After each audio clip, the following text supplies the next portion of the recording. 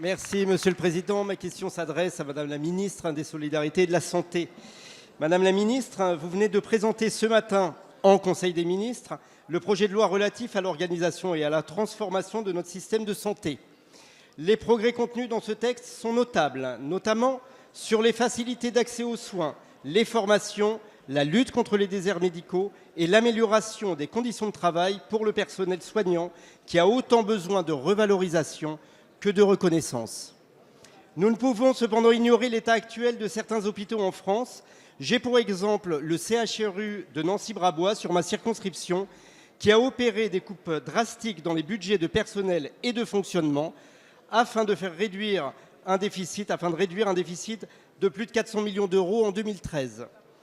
Le rapport de l'inspection générale des affaires sociales, présenté avant-hier, révèle des chiffres qui interpellent. De 2014 à 2017, 400 postes ont été supprimés, 285 lits et 11 salles d'opération fermées, 40 services réorganisés. La situation est inquiétante, d'autant plus qu'un document stratégique détaillant les mutations complémentaires à engager dans les 10 prochaines années est attendu, avec l'objectif sous-jacent de résorber encore plus le déficit qui absorbe toutes les économies que le CHRU peut générer. Comme l'a souligné le directeur général de l'ARS, il ne s'agit plus de réinventer le système de santé, mais bien de regrouper les moyens, rationaliser les coûts, opérer davantage en ambulatoire. D'ores et déjà, une suppression supplémentaire de 70 lits et de 90 postes est prévue. Mais le rapport de l'IGAS va plus loin et évoque une réduction de 150 à 200 lits dans les 2 ans. Si nous pouvons concevoir l'intérêt financier, nous ne pouvons ignorer les répercussions sur la qualité des soins et sur les personnels qui y travaillent tous les jours, enchaînant astreintes et nuits au service de notre santé. Aussi, Madame la Ministre, pouvez-vous rassurer les élus locaux et le personnel soignant en garantissant le soutien de l'État pour que le CHRU de Nancy-Brabois demeure une structure pérenne? Je vous remercie. La parole est à Madame Agnès Buzyn, ministre des Solidarités et de la Santé. Merci Monsieur le Président, Mesdames et Messieurs les députés, Monsieur le député Laurent Garcia. Les préconisations du rapport de l'Inspection générale des affaires sociales concernant le CHU de Nancy ont été établies, vous le savez, en tenant compte des besoins et des caractéristiques de la population.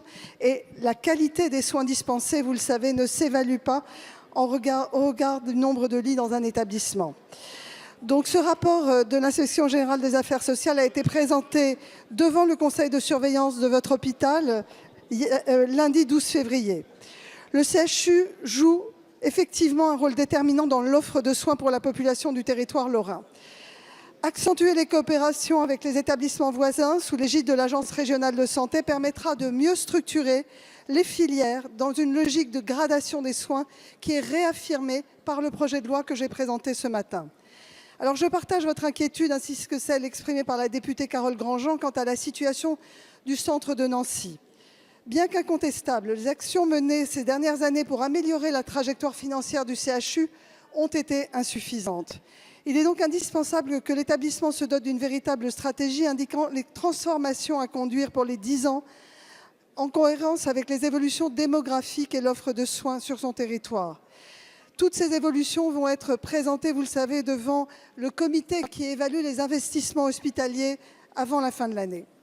Cette évolution est essentielle pour que le CHU continue à dispenser ses soins d'excellence conformément à sa mission.